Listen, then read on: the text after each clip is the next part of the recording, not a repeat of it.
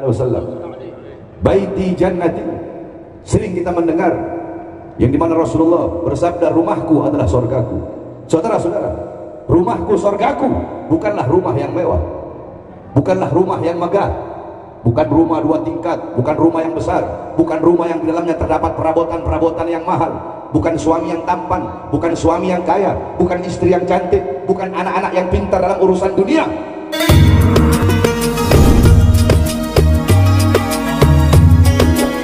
Jangan lupa like, subscribe, lalu tekan tombol lonceng notifikasinya. Terima kasih. Assalamualaikum warahmatullahi wabarakatuh.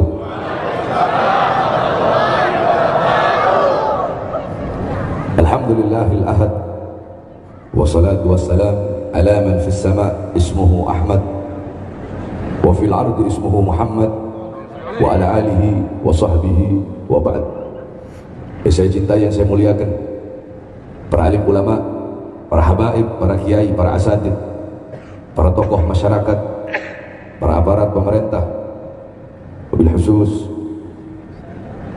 Al-Habib Nabil Al-Gadri, Al-Habib Abdullah bin Syahab, beserta para habaib yang lain, Kiai Haji Fakhruddin, beserta segenap para kiai, para asatid, dan para alim ulama yang lain yang saya cintai, yang saya muliakan, Sahibul Bait, Sahibul Hajat, Haji Bolo beserta seluruh keluarga besarnya, beserta seluruh hadirin hadirat, bapak-bapak, ibu-ibu, khususnya para pemuda-pemudi umat baginda Nabi besar Muhammad yang selalu dimuliakan oleh Allah Subhanahu wa taala.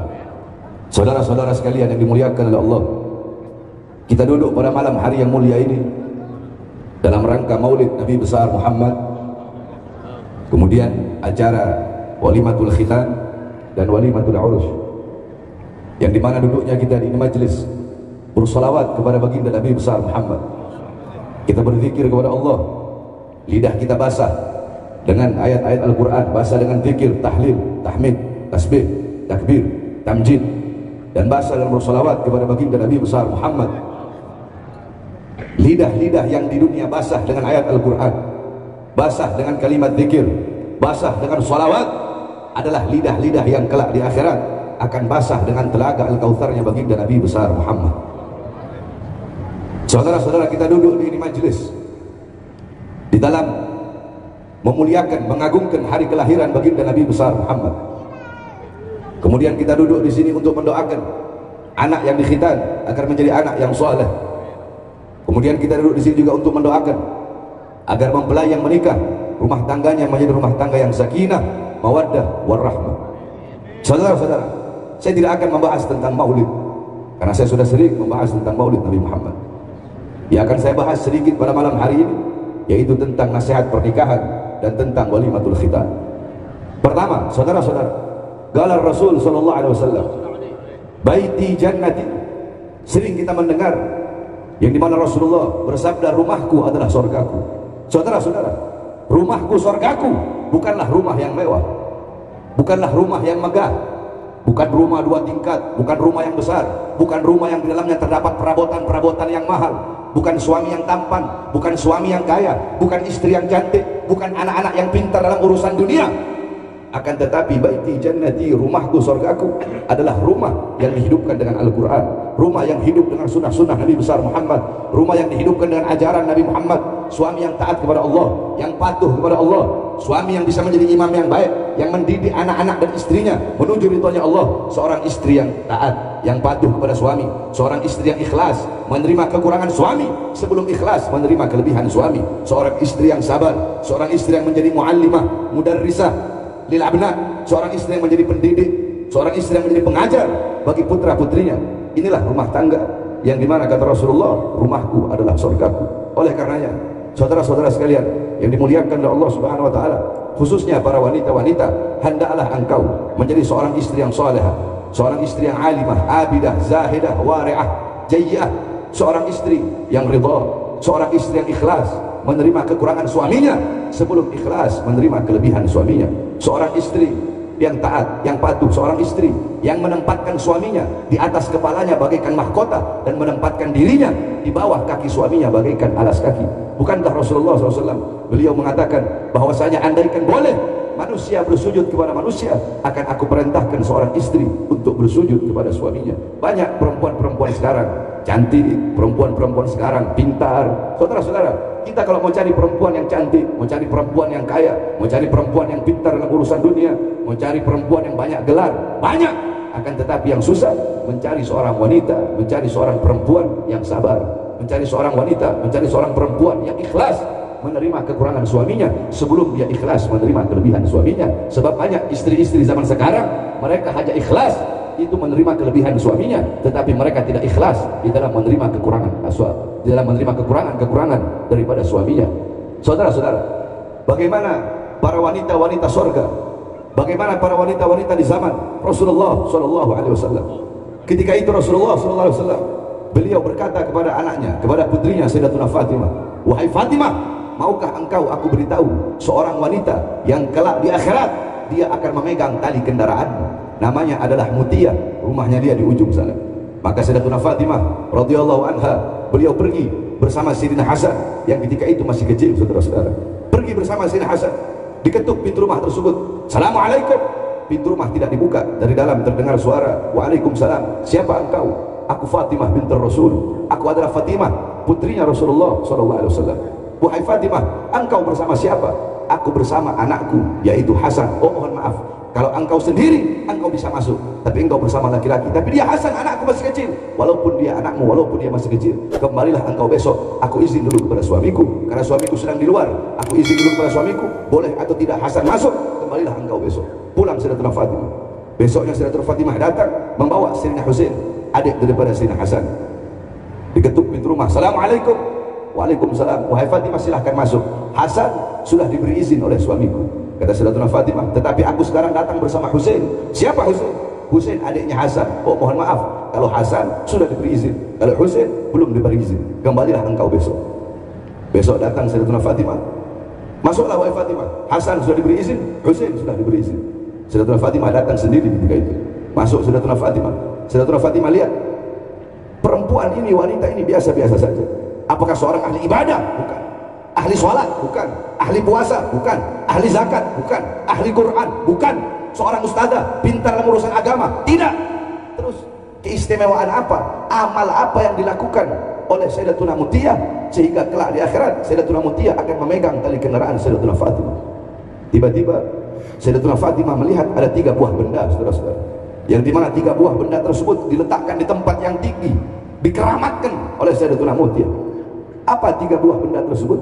Yang pertama lap, yang kedua cambuk, yang ketiga gunting. Kemudian Sayyidatuna Fatimah radhiyallahu anha bertanya kepada Sayyidatuna Mutia, wahai Mutia, untuk apa 3 buah benda ini? Kenapa engkau letakkan 3 buah benda ini di tempat yang tinggi, tidak seperti benda-benda yang lain, seakan-akan engkau begitu mengutamakan, begitu mengkhususkan, begitu mengkeramatkan 3 buah benda ini? Apa kata Sayyidatuna Mutia? Wahai Fatimah, yang pertama lap. Ini lap ketika suamiku pulang kerja, aku gunakan lap tersebut untuk menyeka, untuk mengelap, untuk membasuh keringat-keringat daripada suamiku. Sebab keringat-keringat itulah keringat yang jatuh untuk memberi nafkah kepada aku dan anak-anakku. Saya tanya, kira-kira ada istri kalian seperti itu? Istri zaman sekarang begitu apa enggak? Enggak. Itu yang pertama. Yang kedua, cambuk. Untuk apa cambuk tersebut? Kata Sayyidatuna Mutia, setelah selesai suamiku pulang kerja, aku telah masak untuk suamiku. Suamiku makan makanan yang aku masak. Selesai suamiku makan, aku berikan kepada suamiku cambuk.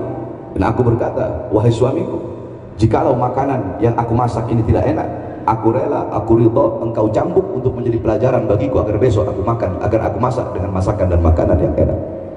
Kalau makanan ini tidak enak, aku rela, aku ridha engkau cambuk aku. Ada istri seperti itu zaman sekarang? Ada? Yang ketiga, gunting. Untuk apa gunting tersebut?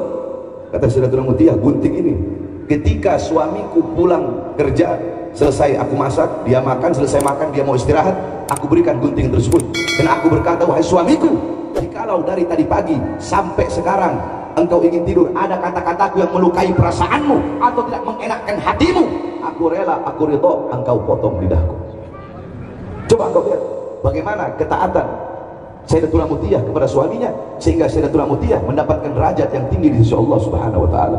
Bagi seorang perempuan, kalau ingin masuk surga, kalau ingin mendapat ridho Allah, ingin mendapat syafaat Rasulullah, paling gampang saudara-saudara. Apa itu? Taat sama suami, patuh kepada suami. Jadi seorang istri yang solehah, jadi seorang istri yang taat kepada suami, jadi seorang istri yang patuh kepada suami.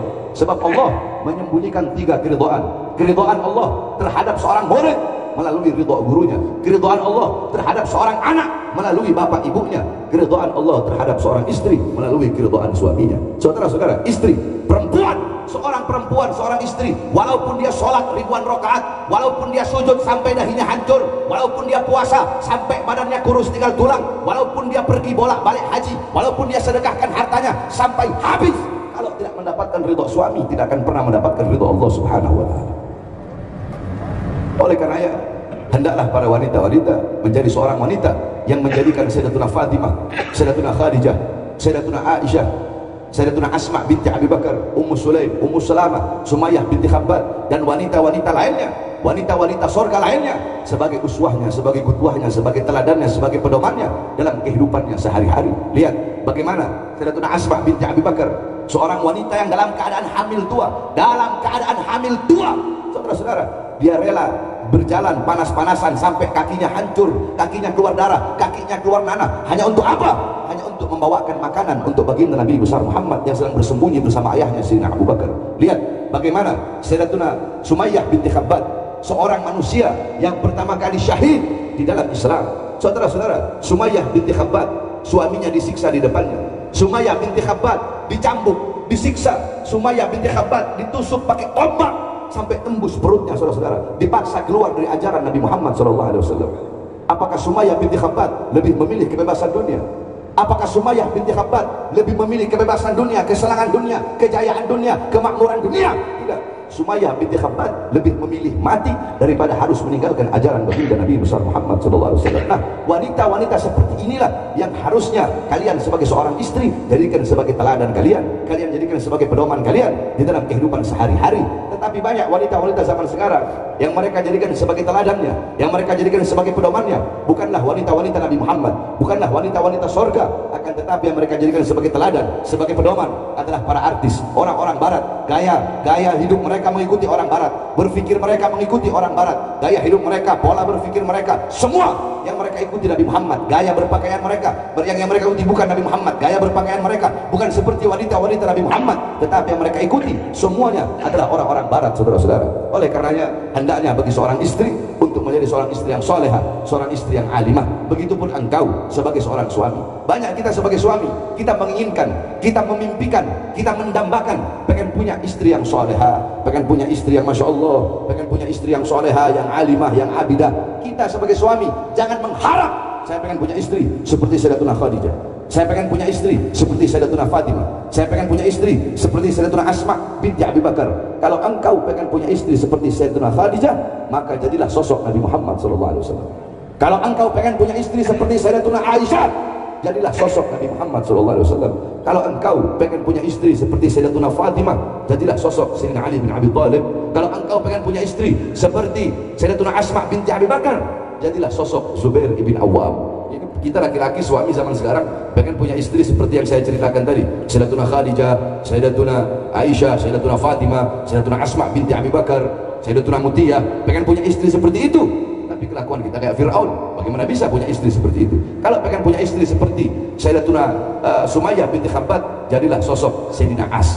Pengen punya istri seperti Sayyidatuna Asma binti Abi Bakar, harus jadi sosok Sayyidina Zubair ibn Awwam. Oleh karenanya, baik buruknya istri tergantung kita sebagai suami. Karena istri itu ibaratnya adalah perahu, kita adalah nahkoda. Rusak atau hancurnya perahu tergantung daripada kita yang membawa perahu tersebut. Kemudian kita duduk pada malam hari ini, saudara-saudara, dalam rangka khitan, yang dimana galar Rasul sallallahu alaihi wasallam, ikhtatana Ibrahim wa huwa ibnu 80 sanatan fakhtatana bil qudum. Bahwasanya Nabi Allah Ibrahim alaihissalam, beliau dikhitan pada umur 80 tahun dan beliau dikhitan menggunakan kapak. Yang pertama kali dikhitan adalah Nabi Allah Ibrahim alaihissalam. Tetapi adapun isyarat khitan, telah ada dari zaman Nabi Allah Adam alaihissalam. Ketika Nabi Allah Adam alaihissalam Allah keluarkan dari sorga, Allah turunkan di India. Siti Hawa Allah turunkan di Jeddah, Iblis Allah turunkan di Basrah. 450 tahun Allah belum terima taubat Nabi Allah Adam alaihissalam. Akhirnya Nabi Allah Adam bernazar, ya Allah, jikalau engkau terima taubatku, aku akan mengorbankan sebagian anggota tubuhku untukmu. Ketika Allah terima taubat Nabi Allah Adam di kota Mekah, Allah perintahkan Nabi Allah Adam untuk memotong kulfahnya. Kulfah adalah ujung kemaluan laki-laki.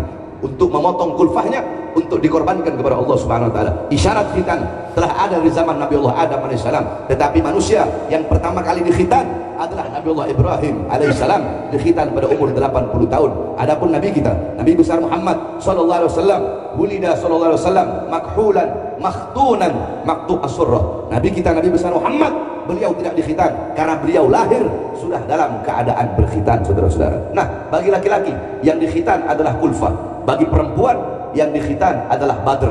Sama, badr itu ujung kemaluan perempuan. Tetapi bagi perempuan makruh hukumnya kalau terlalu banyak, saudara-saudara. Karena jika terlalu banyak bisa mengurangi syahwat atau hawa nafsu daripada perempuan tersebut. Kita duduk di sini untuk mendoakan anak yang dikhitan agar menjadi seorang anak yang soleh, menjadi seorang anak yang alim, menjadi seorang anak yang abid, yang ahli ibadah. Saudara-saudara sekalian yang dimuliakan oleh Allah Subhanahu Wa Taala, baik buruknya anak bukan tergantung dari bapaknya, tetapi baik buruknya anak tergantung daripada ibunya. Karena seorang ibu, al-um madrasatul ula, ibu adalah pendidik pertama, ustadz pertama, guru pertama, kiai pertama, pondok pesantren pertama bagi putra-putrinya bukanlah bapak, akan tetapi seorang ibu, saudara-saudara. Lihat, Hadramut melahirkan para ulama, Hadramut melahirkan para aulia, Hadramut melahirkan orang-orang soleh. Wali Songo datang ke Indonesia membawa Islam, semuanya berasal dari Hadramut, saudara-saudara. Kenapa Hadramut melahirkan para ulama, melahirkan orang-orang soleh?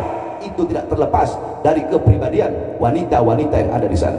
Mereka melahirkan Al-Imam Al-Habib Abdullah bin Ali bin Haddad yang umur 3 tahun kena penyakit cacar, tetapi umur 7 tahun hafal Al-Quran, umur 9 tahun hafal Kutubus Sittah, Bukhari, Muslim, Sunan Abi Daud, Tirmidzi, Ibnu Majah, An-Nasai. Umur 11 tahun hafal Kutubul Ghazali, Ihya Ulumuddin, Bidayatul Hidayah, Mi'arul Ilm, Mukasyafatul Qulub, Al-Wajiz, Al-Wasid. Mereka melahirkan Faqih Muqaddam Muhammad bin Ali Ba'alawi yang umur 7 tahun mengkhatamkan Al-Quran dalam 1 rakaat salatnya, saudara-saudara. Usia 33 tahun dapat beliau di usia muda, lam yanam la lailan wala naharan 33 sanatan. Faqih Muqaddam 33 tahun tidak tidur, tidak di siang hari, tidak juga di malam hari. 33 tahun tidak tidur, saudara-saudara. Mereka melahirkan Al-Habib Umar ibn Zaid bin Smith, 16 tahun tidak pernah menyandarkan punggungnya di suatu benda apapun. Mereka melahirkan Al-Imam Al-Habib Abu Bakar bin Abdullah Al-Attas yang 1 kali duduk membaca Yasin 90.000 kali. Mereka melahirkan Al-Imam Syamsus Syumus Al-Habib Abdullah ibn Abi Bakar Idrus yang umur 6 tahun berpuasa selama 2 tahun berturut-turut dan cuma berbuka dengan 2 butir kurma. Di umur 10 tahun berpuasa selama 4 tahun berturut-turut dan cuma berbuka dengan 4 butir kurma. Mereka melahirkan Al-Imam Muhammad Maulad Dawilah yang selama 15 tahun beliau tidak pernah tidur. Mereka melahirkan Al-Imam Al-Habib Ali bin Muhammad Al-Habsyi yang di usia 9 tahun mendapatkan kedudukan wali yang paling tinggi, melebihi wali kutub. Apa itu? Ra'ar Rasul yaqdatan, melihat Rasulullah dalam keadaan sadar, dalam keadaan terjaga. Wanita-wanita Hadramut, mereka melahirkan para orang-orang yang dimana mereka tidak boleh berjualan di pasar kalau belum khatam 3 kali kitab Minhaj Al-Imam An-Nawawi. Pertanyaannya, kenapa wanita-wanita tersebut melahirkan para ulama, melahirkan orang-orang soleh? Itu tidak terlepas dari kepribadian wanita-wanita yang ada di sana. Saudara-saudara, ada satu cerita tentang wanita Hadramut. Ada seorang wanita berbangsa Al-Amudi. Dia pernah mensyarahkan kitab Minhaj Al-Imam An-Nawawi. Dia syarahkan kitab tersebut menjadi beberapa jilid. Selesai dia mensyarahkan kitab tersebut, di akhir syarahnya dia memberikan ta'liq, dia memberikan komentar. Tolong dikasih maaf, tolong dikasih uzur kalau ada kata-kata yang salah di dalam pensyarahan penulisan ini kitab. Kenapa? Karena aku mensyarahkan ini kitab dalam keadaan menyusui anak-anakku. Wanita di Hadramut menyusuin anak sambil ngarang kitab Minhaj, mensyarahkan kitab Minhaj. Nggak heran di sana orang-orang yang jualan di pasar, mereka nggak boleh jualan di pasar kalau belum khatam 3 kali kitab Minhaj. Ini perempuan-perempuan kita nyusuin anak sambil denger TikTok, denger dangdut. Makanya anak-anaknya jadi anak-anak TikTok, anak-anak dangdut, anak-anak disco, anak-anak orkes. Wanita di Hadramut menyusui anak sambil mensyarahkan kitab Minhaj Al-Imam An-Nawawi. Mereka tidak pernah terlepas daripada membaca